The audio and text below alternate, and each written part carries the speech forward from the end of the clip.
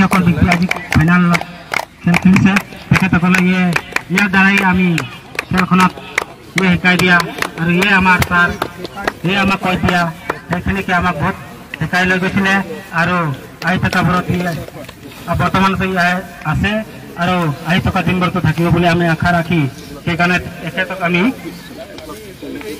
এখন ফুলন গামোচাৰে আমি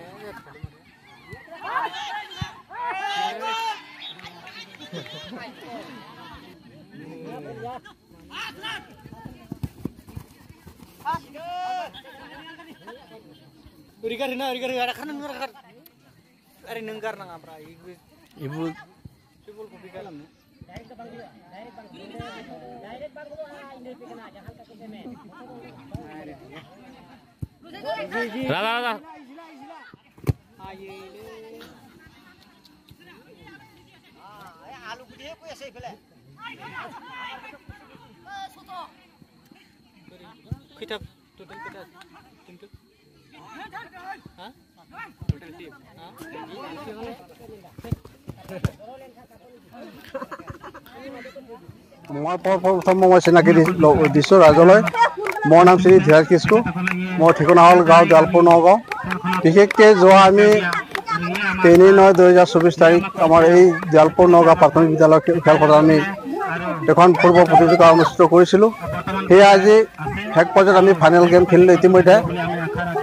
ইতিমধ্যে আজি 25/3/2024 তাৰিখত বুধবাৰ দিনাখনৰ ফাইনেল খেলখনত অংশগ্ৰহণ কৰিছিল দলসমূহ হৈছে GGFC লগতে খেলিছিল NSKFC, GGFC লগতে NSKFC। এই দুই দলৰ মাজত ফুটবল ফাইনেল প্ৰতিযোগিতা অনুষ্ঠিত কৰা হয়। GGFC নাম হৈছে দীপাঞ্জলি আৰু NSKFC দলৰ নাম হৈছে জালপুৰ নগাঁও। আমি এনেকৈ যোৱা বিগত বছৰ চলি যোৱাত আমি এনেকৈ প্ৰত্যেক বছৰে এইখন ফিল্ডত আমি ফুটবল প্ৰতিযোগিতা পাতোঁ আৰু এই যিখন আমি ফুটবল প্ৰতিযোগিতা পাতিছিলোঁ এইখন খেলত আমি প্ৰথমে আৰম্ভণিৰ পৰা কোনো হাই কাজিয়া হোৱা নাই। আমি শেষলৈকে যি আমি ফুটবল প্ৰতিযোগিতা অংশগ্ৰহণ কৰিলোঁ ইয়াতো কোনো হাই কাজিয়া নহ'ল। এই দুটা দলৰ ভিতৰত প্ৰথমতে আমি 30 সময় দিছিলোঁ, 10 মিনিট জিৰণি। 10 মিনিট জিৰণিৰ পিছত আকৌ 30 সময় আমি দিওঁ, যদিও দুই দলে কোনো হতাহতে গ'ল দিব নোৱাৰে। ড্ৰ হৈ যায়। অৱশেষত আমি পেনাল্টি হিচাপে আমি 5জনকে শ্বৰ্ট বল মাৰিব দিছিলোঁ। 5জনকে শ্বৰ্ট বল দিয়াত GGFC ফুটবল দলে 4 গ'ল দিয়ে নগাঁও NSK দললৈ আৰু নগাঁও গাঁৱৰ NSK ফুটবল দলে TFC 1 গ'ল দিয়ে। গতিকে NSK ফুটবল দলৰ লগত GGFC দলে 4-1 গ'লত পৰাস্ত কৰি ফাইনেলত জয়লাভ কৰে। গতিকে আমি আশা ৰাখিছোঁ এইখন অঞ্চল আমাৰ পিছপৰা অঞ্চল, কাৰণ এতিয়ালৈকে চৰকাৰৰ ফালৰ পৰা আমি সা সুবিধা একো পোৱা নাই। আমি আশা ৰাখিছোঁ আমি প্ৰত্যেক বছৰে এইখন এনেকুৱা আমি ফুটবল প্ৰতিযোগিতা পাতোঁ। আমাৰ এইখন ফুটবল খেলপথাৰত দূৰৰ পৰা আহি ভাল খেলুৱৈসকলে খেলি গৈছে। আজি অকলে নহয় বা এইটো বছৰ নহয়, চলি যোৱা বিগত বছৰলৈকে আমাৰ এইখন ফুটবলত খেলপথাৰত আহি খেলি গৈছে।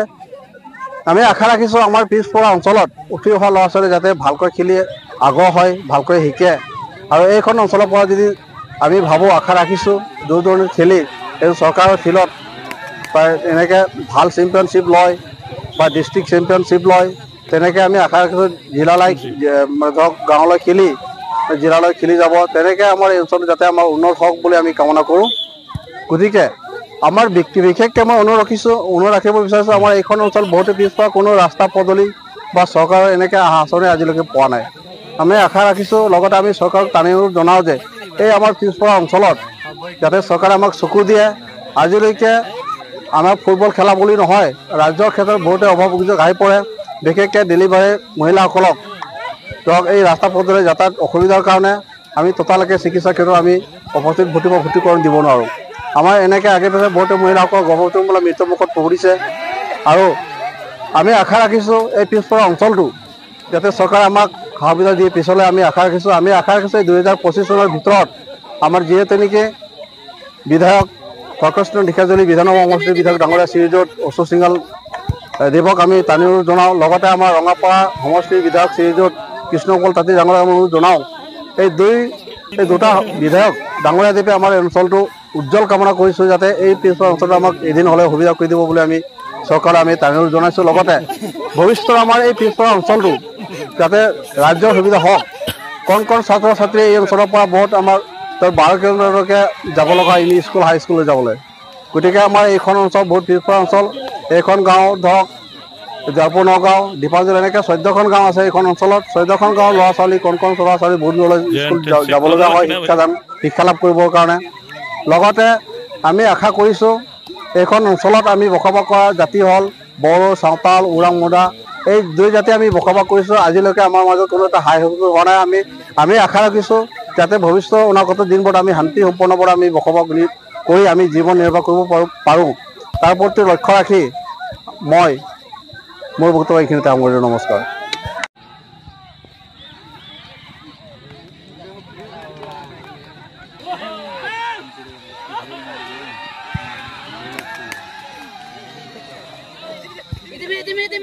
Dime.